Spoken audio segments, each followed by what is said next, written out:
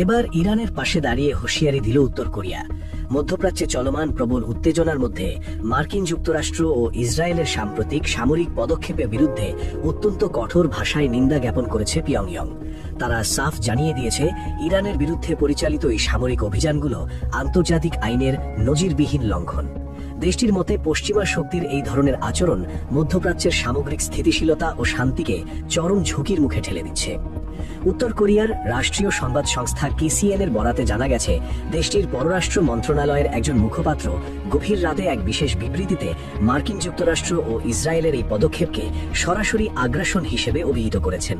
পিয়ংইয়ং মনে করে, ইরানের জাতীয় সার্বভৌমত্বের উপর এই ধরনের পরিকল্পিত আঘাত কোনোভাবেই মেনে নেওয়া যায় না এবং এটি আন্তর্জাতিক সম্প্রদায়ের জন্য একটি সতর্কবার্তা।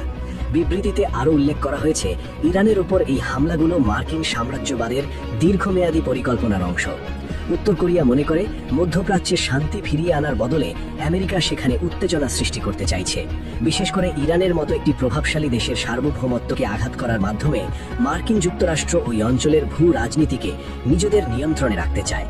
পিয়ংইয়ং এই ঘটনাকে কেবল ইরানের ওপর আক্রমণ হিসেবে নয়, বরং বিশ্বের সকল স্বাধীনতাকামী দেশের জন্য একটি বড় হুমকি হিসেবে দেখছে।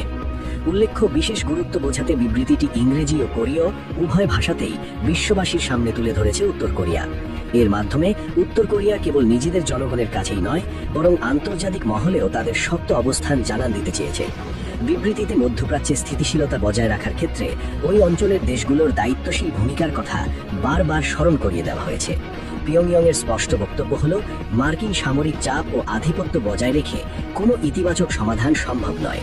এতে পরিস্থিতি ক্রমান্বয়ে আরও জটিল থেকে জটিলতর হয়ে উঠবে বলে বিবৃতিতে হুঁশিয়ারি দেওয়া হয়েছে।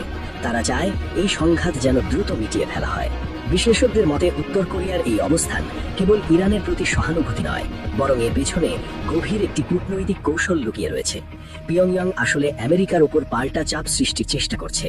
পশ্চিমা আধিপত্যের বিরুদ্ধে একটি নতুন মেরুকরণ তৈরির লক্ষ্যে ইরান ও উত্তর কোরিয়ার এই অদৃশ্য মেলবন্ধন আন্তর্জাতিক অঙ্গনে নতুন আলোচনার জন্ম দিয়েছে।